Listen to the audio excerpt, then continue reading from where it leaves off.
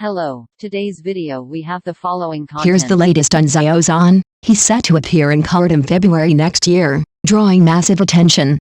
Xiao Zhan is once again in the public eye, but this time the keyword is heart-wrenching, a court appearance. The news has come that he will attend a defamation lawsuit trial on February 17 next year. Yes, an actor, a public figure known for his work and stage presence, is frequently battling for his dignity and reputation in the legal arena. Behind this, is there some kind of absurd collusion between the entertainment industry and the online world, or is it a kind of collective silence of our era? This is worth discussing thoroughly. Stories of cyberbullying are not new, but each time they evoke pain and seem unsolvable. You might ask, does Xiao Zhan's pursuit of justice really warrant such a big deal? My answer is, absolutely. Xiao Zhan's team has demonstrated with action a simple truth: the law is not just for show, it's a shield for everyone, whether you're a high-profile celebrity or an anonymous keyboard warrior behind the screen. There are always those who think the internet is a lawless space where freedom of speech is a guise for baseless attacks and defamation. This case goes back some time when Xiao Zhan became a target for some internet users. People made insulting comments, even directly naming him in a malicious manner. These statements were not just expressions of opinion but deliberate, targeted, and malicious smears. Eventually, Xiao Zhan's team gathered evidence and took the matter to court. The defendant lost the case, had to pay damages, and publicly apologize. It's a result that one might applaud, but upon reflection, it's also disheartening. Why must it go this far? Now, let's look at this current case. According to public information, the defendant is a user who repeatedly posts infringing content on online platforms.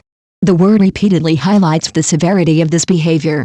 This isn't about a momentary lapse in judgment or misspoken words, it's about deliberate harm. What's even scarier is that such harm is not uncommon online. You might have seen similar situations: a celebrity gets so much hate over a rumor that they disable comments, an ordinary person gets doxxed for sharing an opinion. And what do we, the bystanders, do most of the time? We either scroll past quietly or click to watch the drama unfold. Have you ever thought that this passive observation is actually an enabler? When each viewing turns into traffic, those malicious contents gain value. The complexity of human nature lies here. We might not act directly, but our silent likes have already allowed malice to grow into a substantial commercial chain. Xiao Zhan's pursuit of justice reminds me of another similar story. South Korean actress Sully, after suffering from cyberbullying, chose the most extreme way to leave this world. Some say this is the heaviest accusation from victims of cyberbullying. But have these tragedies really changed anything? It seems not. Sully's departure led to tears over cyberbullying, but after the tears, the same people continue to curse and attack. Xiao Zhan's approach is clearly different. He didn't retreat, nor did he downplay the issue. Instead, he chose to confront it with legal means. He's telling everyone that dignity can be trampled, but silence is not an option. Of course, not everyone is on Xiao Zhan's side. Some think these lawsuits are just publicity stunts, a gimmick for celebrities to generate buzz. Hearing such opinions repeatedly can be frustrating. Imagine, if you were Xiao Zhan, would you trade your reputation for meaningless traffic?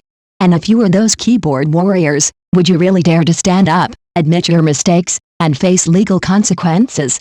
All of this, in fact, concerns not just Xiao Zhan. His choice is a signal, a wake-up call for everyone. The law can protect not only celebrities but also every ordinary person who might face online violence. What can we do?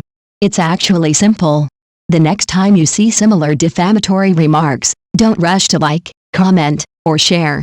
Take a moment, think about how credible these words are and how much they could damage someone's real life. How this case will conclude, I don't know. But the reflections it sparks might lead us to re-evaluate the old issue of boundaries in the internet age. Do you think this has nothing to do with you? Or do you believe cyberbullying is something in a parallel world to yours?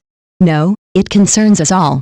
If we can be less indifferent, more rational, less malicious, and more compassionate, perhaps the future could be a little better. Finally, ask yourself, in the online world, are we also becoming accomplices in the spread of malice? What are your thoughts on Xiao Zhan's pursuit of justice? Feel free to share your ideas. Who knows, a thoughtful voice might just stop some of the malice. Thank you for watching the video. If this is your first time watching a video, please subscribe to the channel, like and leave your comments to help us develop your channel.